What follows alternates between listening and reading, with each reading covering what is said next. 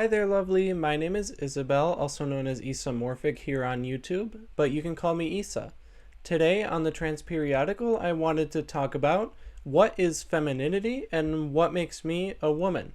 So first off, I think I am not making an understatement when I say that pretty much everyone in the world has some idea of what is masculine and what is feminine. So, and this is because gender is very deeply rooted in how we perceive people's role in society and how we relate to others. Of course, through our sexual orientation, through which professions we choose, which people we choose to hang out with and be friends with, etc. So, gender is really important in today's society, and I think that it's pretty accurate to say that we definitely do not live in a society where gender does not matter to anyone. While the more recent trend is towards sort of a more liberal point of view of gender, I think it's also that people still have many expectations regarding who is masculine and who is feminine, and those perceptions can actually be sometimes harmful or counterproductive towards transgender people's goals of how they want to present themselves and how they want to be perceived. To that end, I think that whenever I go in public, and if I'm not like wearing a skirt or a headband or anything, literally just yesterday I was out at a yoga class, and I think that many people read me initially as a man because I wasn't wearing a skirt. I have like a manly body. I have a lot of arm hair and a deeper voice, right? And also, well, I'm not. This is my man voice, right? But yeah, so that's how I was talking with other people because I'm not quite comfortable using my trained voice in public yet. But anyway, so I think those are some of the main reasons why people read me as a man or more masculine. But then the question is, why? Why do we associate these things with being a man rather than being a woman? And I think it's mainly because that's just was the expectations that society have set forth for us since a very young age. Basically, from birth, we, forgive me for using this term, engender the concept of gender into our children. And it's everywhere in the media, in people we meet on the street.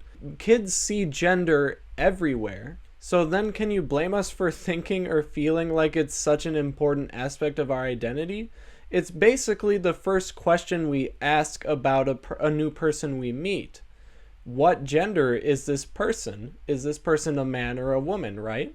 We ask these questions because it helps us sort of build very quickly a profile of who this person might be, what might motivate them, and what we should associate them with moving forward very quickly without having to do a lot of analysis or inquiry. And that, I think, is part of just human nature. It's basically how our response to unknown things has evolved. It's to categorize things in terms of things that we are already familiar with. So gender in society, I think, is one of those categorization techniques that we use to very quickly group together people based off of pretty arbitrary traits, but it's based on tradition, right? And just more traditional ideas of what men and women do and how they relate to each other. So I gave examples of what I think made the people at the yoga class read me as male, right? My voice, my body shape, etc. But what are some examples of things that I think would help people read me as a woman? Now, I'd already listed a couple. Wearing more feminine clothing, or attire, I suppose, is one way that I help myself seem more feminine to other people. Another way that I can help sort of strengthen that idea towards other people that I'm a woman is speaking like I am right now. using a higher pitched voice with a higher resonance. If you're unfamiliar with the term of vocal resonance, I suggest you watch Trans Voice Lessons here on YouTube, card up there with a beginner video. But yeah, so other things that I think will help me in the future be read as more feminine or even straight up binary female would be a more feminine body shape and using my more feminine voice more often in public. So then the question is, that's how I present my gender, that's how I do my gender, but there's other ways that I experience my gender internally that make me feel the way I do, that make me feel like a woman. And I think the main thing that makes me feel most connected to my femininity is just kind of like my physicality, like my almost demeanor, but basically how I assert myself physically.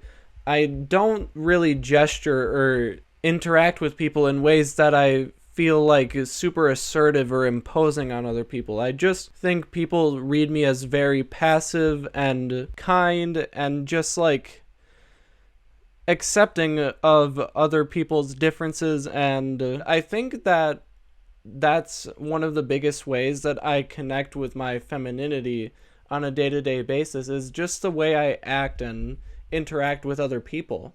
But also I have this desire to express myself in a more overtly feminine way than what I think I've normally been predisposed to do. So an example of that is me wearing more feminine clothes, but I also want to like start doing makeup, and I've already been like shaving my body hair, like my legs and other places.